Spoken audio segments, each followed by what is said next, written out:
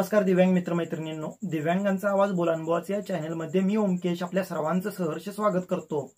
आपण मी एकदा मागे बोललो होतो, मागे गेल्या वर्षी ज्या वेळेला विधानसभेचे इलेक्शन झाल्या त्यानंतर मंत्रिमंडळाचा विस्तार झाला आणि मंत्रिमंडळाचा विस्तार झाल्यानंतर खातेवाटप झालं। खातेवाटप झाल्यानंतर ज्या मंत्र्याला जे खातं हवं होतं किंवा ज्या खात्यासाठी एक योग्य तो कॅन्डिडेट मंत्री झाला, त्यानंतर पुढचं धोरण काय किंवा ते मंत्री कोणत्या खात्याचं काम करणार आहेत किंवा त्या खात्यातून नागरिकांना, आपल्या महाराष्ट्रातल्या नागरिकांना काय देणार आहेत ते तर सगळ्यांना माहित आहे। पण दिव्यांगांसाठी काय देऊ शकतात या बाबतीत आपण बोललो होतो थोडक्यात। म्हणजे प्रत्येक मंत्र्याकडे स्वतंत्र अधिकार असतात की ते नागरिकांसाठी किंवा त्यांच्या खात्यातून एक मदत म्हणा किंवा एक योजना आणू शकतात। तर त्या योजना कोणत्या आणायला पाहिजेत किंवा कोणत्या आणू शकतात ते आणि कोणत्या आणल्या पाहिजेत त्यांनी, या बाबतीत आपण आता सविस्तर चर्चा करणार आहोत। मग एकाच व्हिडिओमध्ये आपल्याला ते नाही करायचं आहे। म्हणजे एकाच व्हिडिओमध्ये सगळे जवळपास 43 मंत्र्यांनी किती तर खाते आहेत ते, म्हणजे गृह खाता असेल, परिवहन खाता असेल, पशु खाता असेल, पाणी पुरवठा खाता असेल, अर्थ खाता असेल, हे सगळे खाते आहेत। तर त्या खात्यांचं सगळ्या एकाच व्हिडिओमध्ये ते चर्चा होऊ शकत नाही। त्याच्यामुळे आपण काय करणार आहोत, प्रत्येक मंत्र्यासाठी एक व्हिडिओ बनवणार आहोत। म्हणजे मग गृह खाता असू दे, गृह खातं देवेंद्र फडणवीसजी यांच्याकडे आहे, किंवा परिवहन खाता असेल किंवा नागरी खाता असेल, अन्न पुरवठा खाता असेल, शिक्षण असेल, उच्च शिक्षण असेल, या सगळ्यांना प्रत्येक मंत्र्यांना एक एक व्हिडिओ आपण बनवायचा आहे। तर याची सुरुवात आपण पुढच्या आठवड्यापासून करणार आहोत। पण आता मी हा व्हिडिओ बनवतोय कारण की तुम्हाला जर काय माहित असेल, म्हणजे आता गृह खात्यातून आपल्याला काय मिळू शकतं किंवा काय मिळालं पाहिजे, मिळू तर शकतं भरपूर, पण काय मिळालं पाहिजे, अजून काय ते विचार करू शकतात किंवा अजून कोणत्या गोष्टी दिव्यांगांसाठी ते देऊ शकतात, याच्या बाबतीत जर तुमच्याकडे काही कल्पना असतील, तुमच्याकडे काही आयडियाज असतील, तर त्या नक्की कमेंट बॉक्समध्ये या व्हिडिओच्या कमेंट बॉक्समध्ये नक्की शेअर करा। आपण त्यावर विचार करून किंवा त्याचा अभ्यास करून आपण त्या मुद्द्यांमध्ये, म्हणजे ज्यावेळेला गृह खात्याचा येईल किंवा ज्या वेळेला अर्थ खात्याचं येईल, ज्या वेळेला परिवहन खात्याचं येईल, ज्या वेळेला नागरी खात्याचं येईल किंवा नगर विकासचं येईल, अशा प्रत्येक खात्याबद्दल तुमच्याकडे कोणत्या खात्याची माहिती असेल तर त्या खात्याची माहिती तुम्ही मला नक्की देऊ शकता। आणि ते जर तुम्हाला कोणत्या खात्याचे कोणते मंत्री आहेत हे जर माहिती हवी असेल तर मी या डिस्क्रिप्शनमध्ये त्या सगळ्या आमदारांचे, म्हणजे जे काही मंत्री झालेले आहेत त्या मंत्र्यांकडे कोणते खातं आहे तर त्या खात्याबद्दल मी सविस्तर या डिस्क्रिप्शन बॉक्समध्ये देतोय। त्यामुळे डिस्क्रिप्शन बॉक्स नक्की बघा तुम्ही। आणि तुम्हाला जर त्या खात्याबद्दल माहिती असेल, त्या खात्याबद्दल तुमचा अभ्यास असेल किंवा जर तुमचा करावा असा इच्छा असेल अभ्यास, तर तुम्ही अभ्यास करून मला त्या बाबतीत सांगू शकता। कोणतंही छोट्यातलं छोटं सूक्ष्म खातं असू दे, सूक्ष्म लघु उद्योग खाता असेल तर त्या सुद्धा खात्यातून दिव्यांगांसाठी भरपूर साऱ्या गोष्टी देता येतात।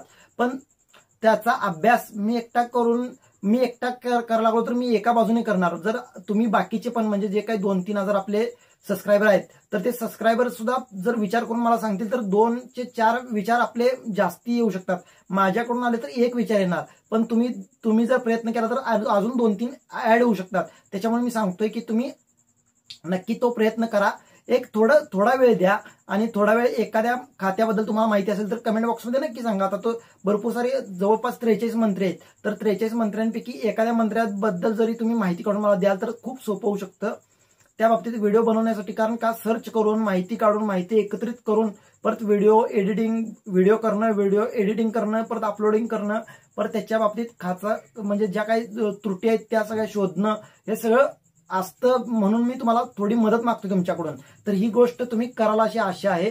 आणि प्रत्येक मंत्र्याचं जे काही, म्हणजे ज्या मंत्र्याकडे कोणतं खातं आहे त्याची मी डिस्क्रिप्शनमध्ये लिंक देणारच आहे। म्हणजे लिंक नाही, पूर्ण सविस्तर देणार आहे। त्याच्यामुळे कोणती लिंक तुम्हाला ओपन करावी लागणार नाही, काय नाही। डिस्क्रिप्शन म्हणजे फक्त माझं खाली टायटल असतं ना, म्हणजे जो विषय आहे आजचा व्हिडिओ त्याचं टायटल खाली असतं, त्या टायटलवर जरी टच केलं तरी पूर्ण डिस्क्रिप्शन तुम्हाला दिसेल। त्या डिस्क्रिप्शनवरती तुम्ही वाचत गेला तरी सुद्धा सगळ्या मंत्र्यांची तुम्हाला यादी नक्की मिळेल। तर आज आपण चर्चा करतोय ते म्हणजे हे 3 लोक काय करू शकतात। म्हणजे महाराष्ट्रातले जे काही प्रमुख 3 लोक मानली जातात, एक म्हणजे मुख्यमंत्री आपले देवेंद्र फडणवीसजी, दुसरे 2 उपमुख्यमंत्री एकनाथजी शिंदे असतील आणि अजित पवारजी। तर हे महाराष्ट्रासाठी काय करू शकतात, करायचं झालं तर खूप काही करू शकतात। फक्त काय, त्यांच्यापर्यंत त्या गोष्टी पोहोचत नाहीत, त्याच्यामुळे ते त्या बाबतीत विचार करत नाहीत। याच्यामुळे आपल्या ती जबाबदारी आहे, आपली ती खरंच जबाबदारी आहे की आपण त्यांच्यापर्यंत पोहोचलं पाहिजे, त्यांच्यापर्यंत आपल्या ज्या काही अडचणी आहेत तर त्या पोहोचवल्या पाहिजेत।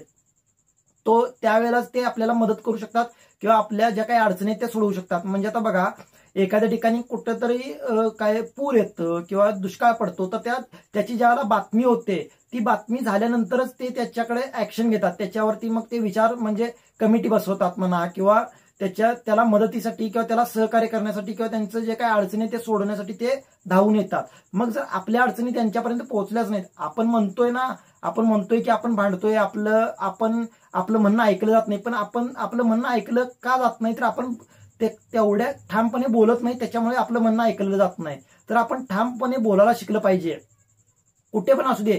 जर आपण तिथे बरोबर असू ना, तर आपल्याला बोलता आलं पाहिजे. आपण चुकीचे असू तर आपण गप्प बसायचं, जर चुकीचे नसू तर गप्प बसलं नसलं पाहिजे. याचं उत्तम उदाहरण म्हणजे बच्चूभाऊंना वाटलं की दिव्यांग मंत्रालयाचा अध्यक्ष असून आपण काय उपयोग होणार नाही, किंवा तिथं आपण अध्यक्ष असून फक्त नावापुरते अध्यक्ष राहू, आपल्याला दिव्यांगांसाठी भांडता येणार नाही, दिव्यांगांसाठी ज्या काही अन्याय होत आहेत तर त्याच्यावरती ते अन्याय सोडवता येणार नाहीत किंवा त्या अडचणी सोडवता येणार नाहीत अध्यक्ष असून सुद्धा. म्हणून त्यांनी अध्यक्षपदाचा राजीनामा दिला. मग आपणही त्यांचा आदर्श घेतला पाहिजे. आपण त्यांना आदर्श मानतो, आपण त्यांना दैवत मानतो, आपण त्यांना भाऊ मानतो आपला, तर आपण त्यांचा आदर्श का घेऊ शकत नाही? फक्त बोलायपुरतं बच्चू भाऊ अपना भिडो बच्चू कडू किंवा बच्चू भाऊ आगे बढो हम तुम्हारे साथ, फक्त हे बोलण्यापुरतं का?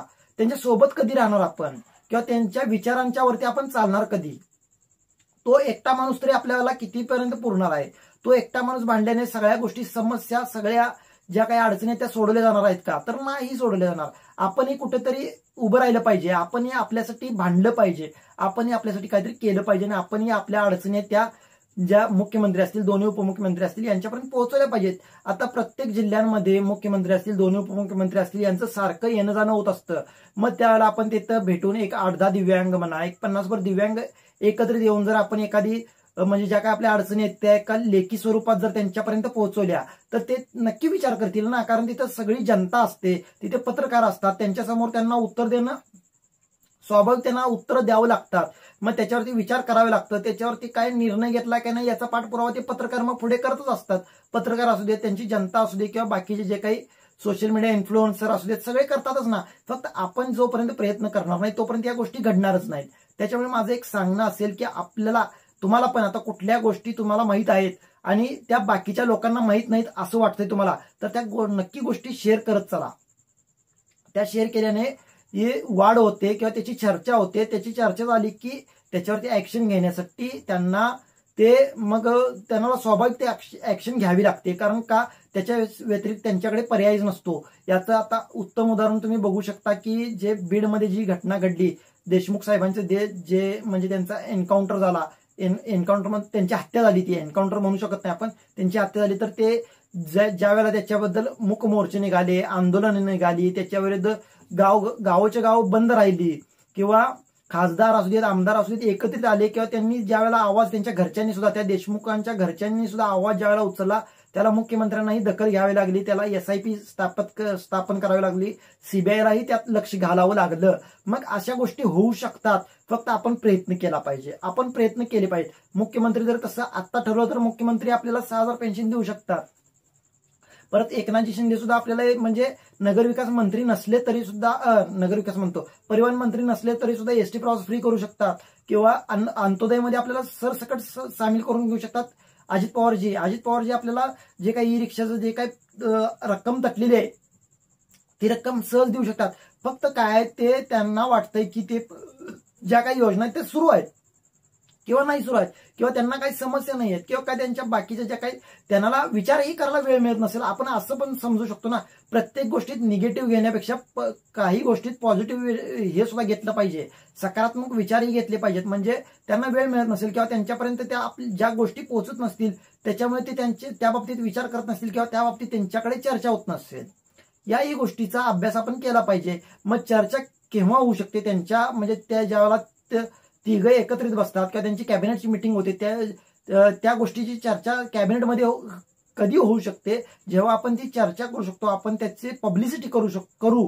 पब्लिसिटी केल्यानंतर किंवा त्याच्या बाबतीत ओहापोह केल्यानंतरच त्याचा आवाज तिथं पोहोचेल, किंवा त्याचं दखल त्या तिन्ही मंत्र्यांना असेल, किंवा बाकीचं जे काही मंत्रिमंडळ आहे त्या कॅबिनेटचे मंत्रिमंडळाची बैठक ही बुधवारी असते दरवेळेस, त्यामध्ये ते घेऊ शकतात आणि आपले प्रश्न निकाली लावू शकतात.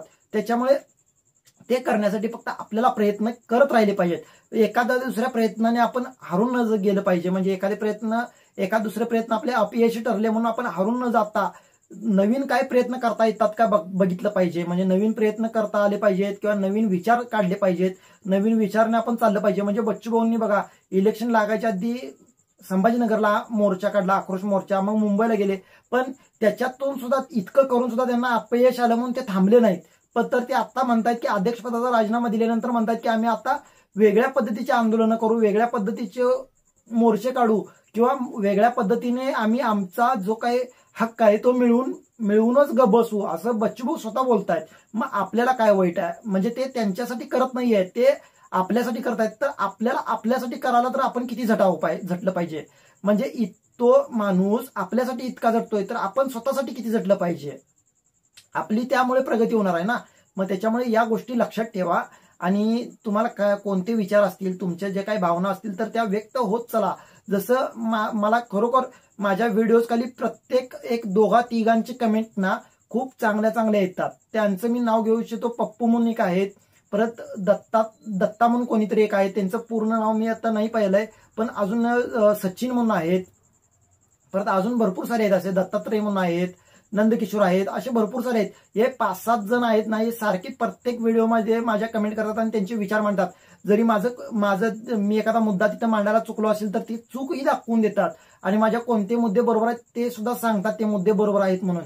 तर तसं आपण करता आलं पाहिजे, आपल्याला केलं पाहिजे. आणि तुम्हाला सगळ्यांना विनंती करतो, जे काही तुमच्याकडे असेल ते नक्की शेअर माझ्यापर्यंत करा. तुम्हाला इतरांना करायचं नाही ना तर राहू दे, पण माझ्यापर्यंत करा. मी नक्की ते जगापर्यंत दाखवण्याचा प्रयत्न नक्की करेन.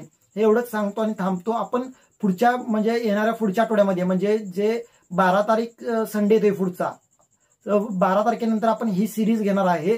कोणती सिरीज तर प्रत्येक मंत्र्याकडे कोणतं खातं आहे, त्या खात्यातून आपल्याला काय मिळू शकतं आणि ते काय देऊ शकतात या बाबतीत आपण सविस्तर चर्चा करणार आहोत.